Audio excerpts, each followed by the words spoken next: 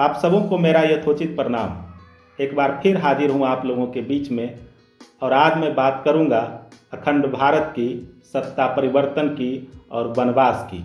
भारतवर्ष के कालखंड में देखा जाए तो यूँ तो कई महान परोपकारी राजा हुए जिन्होंने भारतवर्ष पे अक्षुण्ण राज किया, जिसमें राजा भरत, राजा हरिश्चंद्र, राजा सुदास, मर्यादा पुरुषोत्तम राम, राजा युधिष्ठिर, सम्राट चंद्रगुप्त, सम्राट अशोक, समुद्रगुप्त, सम्राट विक्रमादित्य, चंद्रगुप्त द्वितीय, हर्षवर्धन, राजा भोज, पृथ्वीराज चौहान, राणा संगा, श्री कृष्णदेव बर्मन, महाराणा प्रताप, शिवाजी महाराज, पेशवा बाजीराव, महाराजा रंजीत सिंह, राजा हरि सिंह आदि शामिल हैं।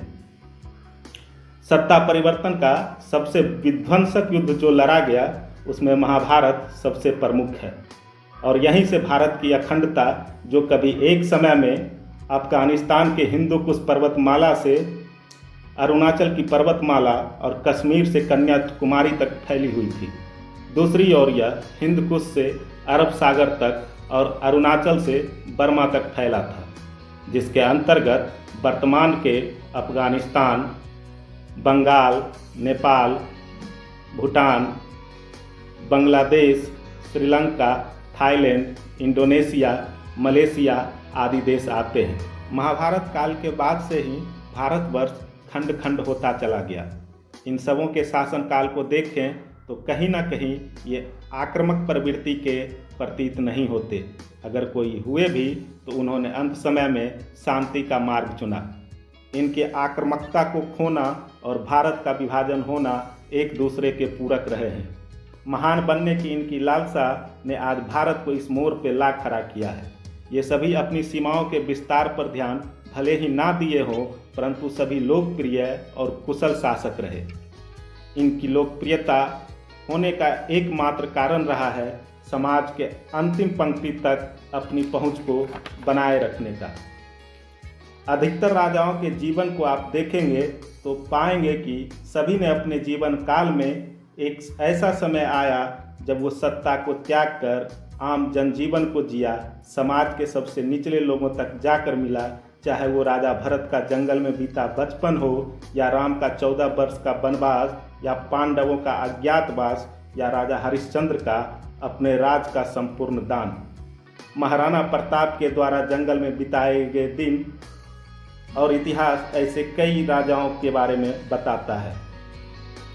और जब ये वापस लौटकर सत्ता में आए तो एक ऐसे साम्राज्य की स्थापना की जिसकी गाथा युगों युगों तक अमर रहेगी।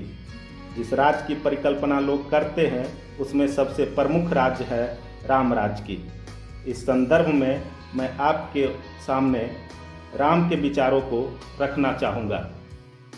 राम जब 14 वर्ष के वनवास में माता सबरी के आश्रम में जाते हैं तो माता सबरी बोलती है, यदि रावण का अंत नहीं करना होता तो राम तुम यहाँ कहाँ से आते।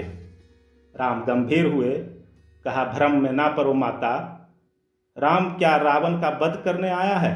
अरे रावण का वध तो हनुमान भी कर सकते हैं।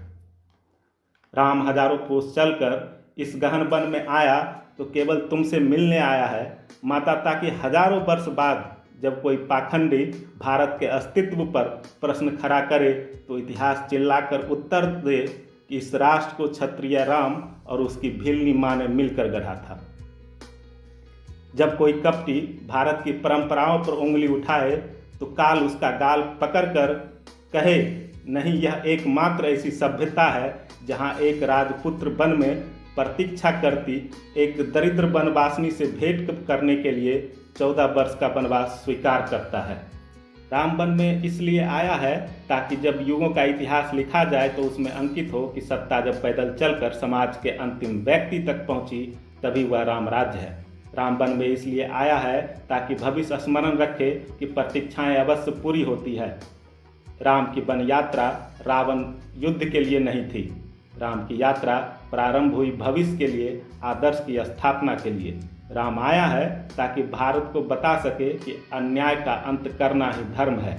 राम आया है ताकि युवाओं को सीख दे सके कि विदेश में बैठे शत्रु की समाप्ति के लिए आवश्यक है कि पहले देश में बैठी उसकी समर्थक सुर्खनखा की नाक काटी जाए और खर दूसरों का घमंड तोड़ा जाए। और राम आया है ताकि युवाओं को बता सके कि रावणों से युद्ध केवल राम की शक्ति से नहीं बल्कि वन में बैठी सबरी के आशीर्वाद से जीते जाते हैं। निषाद राज, सुग्रीव, जामवंत और हनुमान से संधि इसके परिचायक हैं। यदि ऐसा ना हो तो राम राज्य स्थापित नहीं हो सकता। सत्ता और जनता के बीच संपर्क होना जरूरी होता है और अगर ऐसा नहीं हो तो राज्य का विनाश या सत्ता का विनाश तय माना जाता है। धन्यवाद। मैं विवेक सांडिल और आप देख रहे हैं बिहार की हुंकार। हमारे इस वीडियो को ज़्यादा से ज़्यादा लाइक करें, शेयर करें, कमेंट करें। जय हिंद, जय बिहार।